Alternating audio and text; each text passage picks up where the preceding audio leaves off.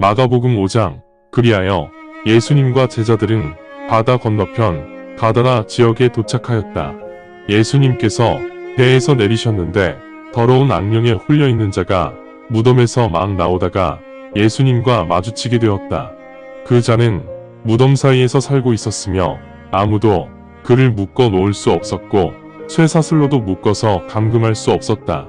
그 자는 여러 번 족쇄와 쇠사슬로 결박당했으나 쇠사슬은 당겨서 끊어버렸고 족쇄도 조각을 내어 부수어 버렸기에 아무도 그 자를 제압할 수 없었다. 그 자는 밤낮을 가리지 않고 산과 무덤에서 항상 고함을 지르고 돌로 자해하곤 하였다. 그런데 그 자가 멀리서 예수님을 보고 달려와 예수님께 경배를 드리고 큰 소리로 외치며 말하였다. 지극히 높은 곳에 계시는 하나님의 아들 예수님이시여, 제게 무슨 볼 일이 있습니까? 저를 괴롭히지 않으시기를 하나님의 이름으로 당신께 간구합니다. 왜냐하면 예수님께서 그 자에게서 나와라, 더러운 악녀아 라고 말씀하셨기 때문이다. 그러신 후 예수님께서 그 자에게 물으셨다. 내 이름이 무엇이냐? 그러자 그 자가 대답하였다. 우리의 수가 많기 때문에 제 이름은 부대입니다. 그는 또한 자신들을 그 지역 밖으로 추방하지 말도록 예수님께 간절히 애걸하였다. 그때 한 무리의 돼지들이 그곳 산기슭에서 먹이를 먹고 있었는데 더러운 악령들이 예수님께 간청하며 말하기를 저희를 저 돼지들에게 보내주소서. 그러면 우리가 저 돼지 속으로 들어가겠습니다. 예수님은 즉시 그들에게 허락하셨다. 그러자 악령들이 모두 나와 돼지들에게로 들어갔는데 그 수가 2,000마리 정도였다. 그 순간 돼지떼들이 비탈진 곳을 격렬하게 달려내려가 바다에 빠져 모두 익사해버렸다.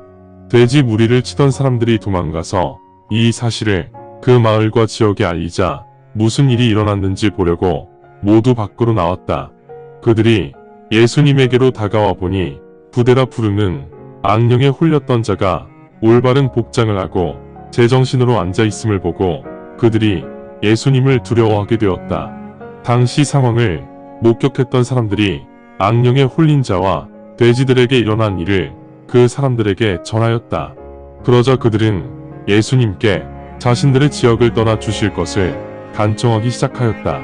그래서 예수님께서 떠나시려고 배를 타셨는데 악령에 홀렸던 그 자가 예수님과 동행하기를 간구하였다. 예수님께서는 이를 허락하지 않으시며 그에게 말씀하셨다.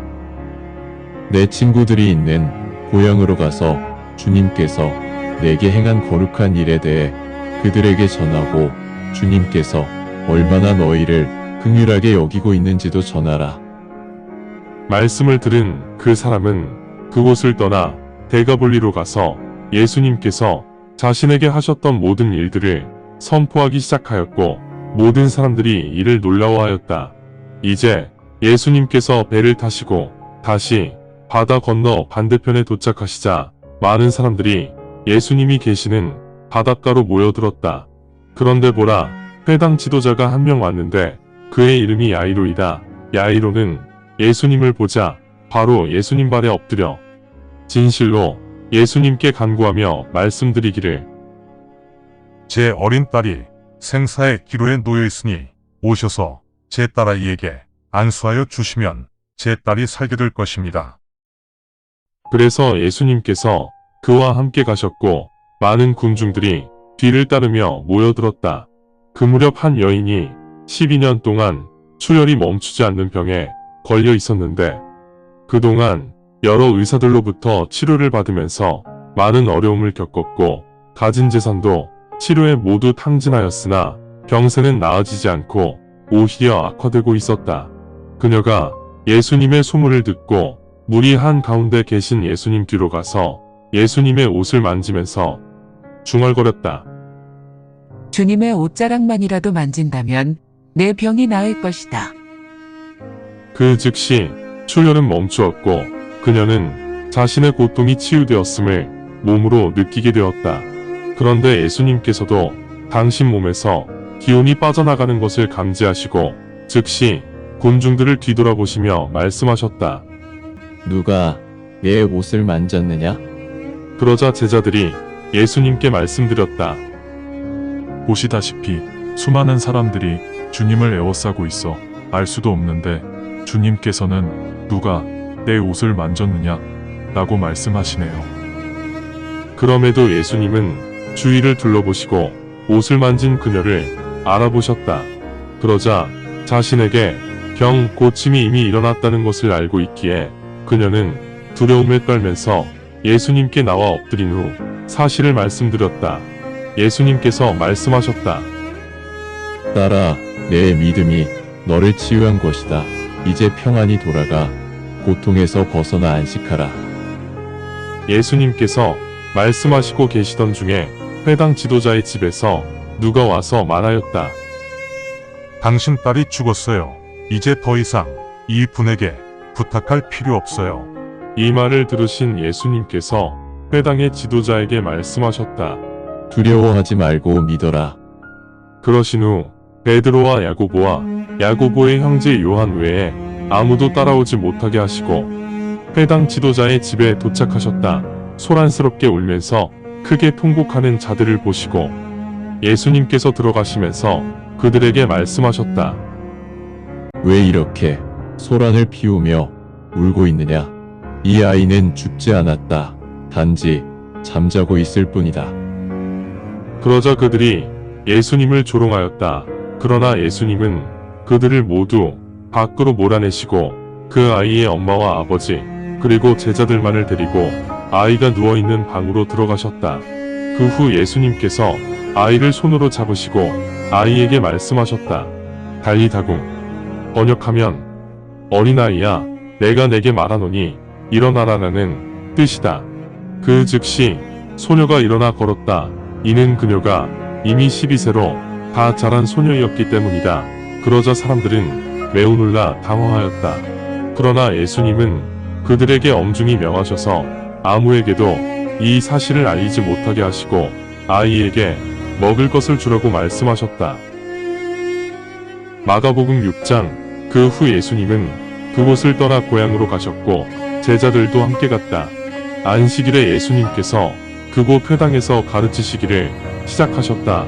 예수님의 말씀을 듣던 많은 사람들이 놀라며 말하기를 저분은 어디에서 이런 것들을 배웠단 말인가? 어떻게 저런 지혜를 받아 이런 엄청난 일들을 행할 수 있단 말인가? 그런데 저분이 목수이자 마리아의 아들이며 야고보와 유세와 유다와 시몬의 형제 아닌가요? 그리고 저분의 여자 형제들이 지금 우리랑 같이 있지 않나요? 그들은 이렇게 예수님으로 인해 심기가 불편해졌다. 그러자 예수님께서 그들에게 말씀하셨다.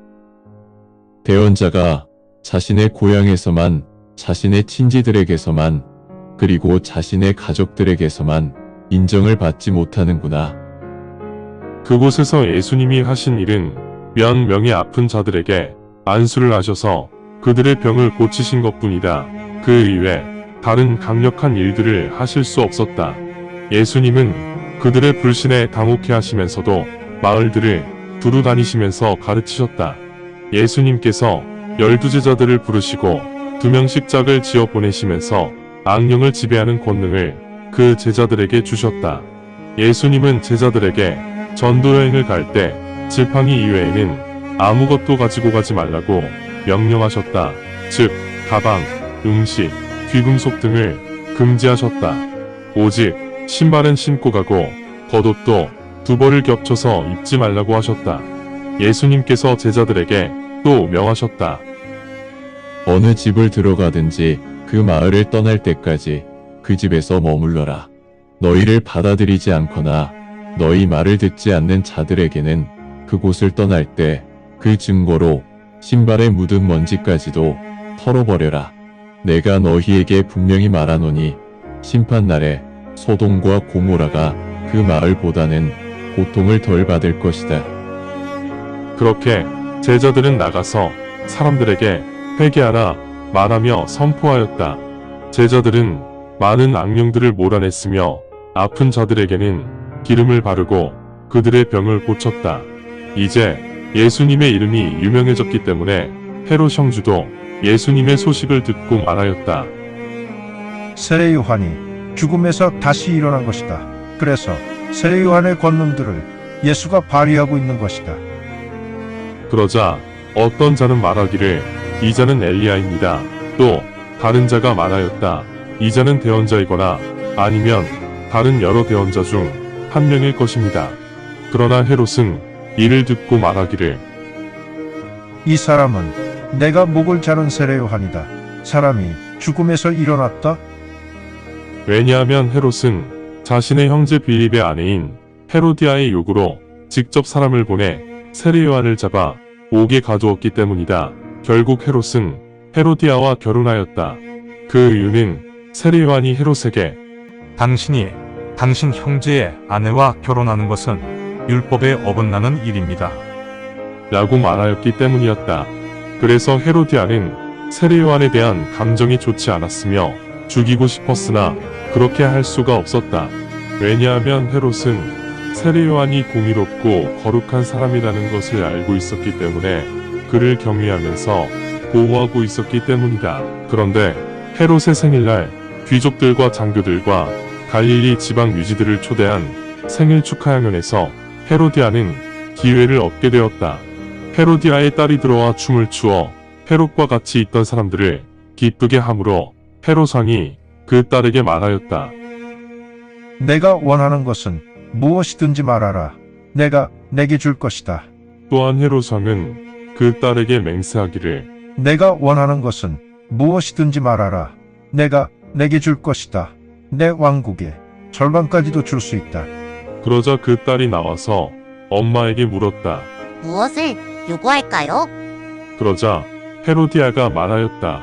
세례 요한의 머리를 요구하여라. 즉시 그 딸이 들어와 왕에게 급히 다가가 요구하며 말하기를 지금은 세례 요한의 머리를 쟁반에 얹어 주시옵소서. 왕은 매우 유감이었지만 이미 같이 있던 사람들 앞에서 공약한 것이기 때문에 그녀의 요구를 거절하기 싫었다. 왕은 즉시 사형집 행인을 보내 세례 요한의 머리를 가져오게 하였다. 그렇게 세례 요한은 옥에 갇힌 채 목이 잘렸으며 그 사형집 행인은 그 머리를 쟁반에 얹어 딸에게 주었고 딸은 다시 엄마에게 주었다. 세례 요한의 제자들이 소식을 듣고 와서 시신을 거두어 무덤에 안장하였다.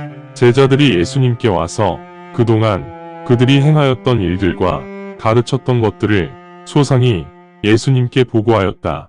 그러자 예수님께서 그들에게 말씀하셨다. 너희들은 외딴 곳에 가서 당분간 쉬어라. 왜냐하면 사람들의 왕래가 너무 많아 그들에게는 식사할 시간조차도 부족하였기 때문이다. 그래서 제자들은 배를 타고 외딴 곳으로 떠났다. 그러나 사람들은 그들이 떠나는 것을 보았고 많은 사람들이 예수님을 알아보았으므로 여러 마을에서 많은 사람들이 그 외딴 곳으로 달려와 모였다. 그 사람들이 제자들보다 먼저 도착하여 예수님께로 다가왔다.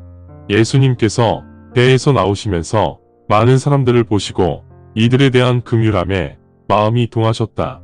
왜냐하면 그 사람들은 목자가 없는 양떼들 같았기 때문이다. 그래서 예수님께서 그들에게 많은 것들을 가르치시기 시작하셨다. 이제 하루가 거의 끝날 무렵 제자들이 와서 예수님께 말씀드렸다. 이곳은 외딴 곳이고 이미 시간이 많이 늦었습니다. 저 군중을 해산시켜 저들이 인근 지역 마을에 들어가 식사를 하게 하는 것이 좋을 것 같습니다. 저들에게는 먹을 음식이 없습니다. 그러나 예수님께서 답하여 말씀하시기를 너희가 저들에게 먹을 것을 주어라. 하셨다. 그러자 제자들이 예수님께 말씀드렸다. 그러면 저희가 가서 200데나리온 어치빵을 사서 저들에게 식사를 제공할까요? 예수님께서 제자들에게 말씀하셨다. 너희는 지금 빵을 어느 정도 가지고 있느냐? 가서 확인해 보라. 제자들이 확인한 후 말씀드렸다. 빵 5개와 물고기 2마리입니다. 그러자 예수님께서 제자들에게 지시하시어 사람들이 모두 푸른 잔디밭에 옹기종기 모여 앉았다. 그렇게 사람들이 열을 지어 100명씩, 50명씩 모여 앉았다. 이제 예수님께서 빵 5개, 물고기 2마리를 받으시고 하늘을 올려보시며 축복을 드리신 후 빵을 조각 내시어 제자들에게 주시면서 사람들 앞에 차리라고 하셨다. 물고기 2마리도 예수님께서 나누시어 그들 모두에게 주셨다. 이렇게 그들 모두가 배부르게 먹었다. 남은 빵 부스러기와 물고기로 12광주리를 꽉 채웠다. 그 당시 빵을 먹은 사람의 수가 약 5,000명이었다. 식사가 끝난 후 예수님은 제자들을 배에 태워 반대편의 벳세다로 먼저 가게 하시고 예수님께서 직접 군중들을 해산시키셨다. 군중들을 해산시키신 후 예수님은 기도를 하시기 위해 산으로 떠나셨다. 이제 저녁이 되어 배는 바다 한가운데 있었고 예수님만 홀로 육지에 남아 계셨다. 그때 바람이 역풍이라 제자들이 노젓기를 힘들어하는 것을 예수님께서 보시고 밤 4시경 바다 위를 걸어서 제자들에게 가까이 오셨고 그대로 지나쳐 가시려고 하셨는데 제자들이 예수님께서 바다 위를 걸어오시는 것을 보고 유령이라 생각하고 소리쳤다. 제자들 모두 예수님이시라는 것을 알고 당혹해 하였기에 그 즉시 예수님께서 말씀하셨다. 기뻐하라. 나다. 두려워하지 마라. 그러시고 배에 올라타시자 바람이 멈추었다. 제자들은 이해가 되지 않아 매우 당혹해하면서 이상히 여기었다. 왜냐하면 제자들의 마음이 강팍하여 오병이어 기적을 체험하고서도 깨달음이 없었기 때문이다. 바다를 건넌 후 배가 게네사렛 땅에 도착하여 그곳에 정박하였다. 예수님 일행이 배에서 나오자 많은 사람들이 예수님을 바로 알아보았고 이 소식이 인근 전 지역에 퍼져 사람들이 예수님 계신 곳으로 아픈 자들을 들것에 눕혀 데려오기 시작하였다. 예수님께서 방문하시는 마을, 도시, 지역마다 사람들이 아픈 자들을 장마당에 누인 채 예수님의 옷자락이라도 만질 수 있도록 간청하였고 예수님의 옷자락이라도 만진 자는 모두 고침을 받았다. 감사합니다. 주님의 말씀입니다. 성경을 처음 접하는 분들에게 기존의 한글 성경은 항상 이해하기 어려운 책입니다. 그래서 영어판 NKJV 성경과 여러 주석과 참조문헌을 활용하여 내용을 전달하기 위해 쉽게 풀어 표기하였습니다. 성경을 듣고 읽을 때 주님의 영이 임재하기 원합니다. 택함을 받았으나 그 사실을 모른 채 아직 어둠에서 방황하고 있는 어린 양들이 이 동영상을 보고 들어 주님의 새 언약을 확신하고 소망함으로 하나님의 백성이 되어 주님의 나라에서 영원 무궁토록 권세를 누리며 살기를 간절히 원합니다. 아멘.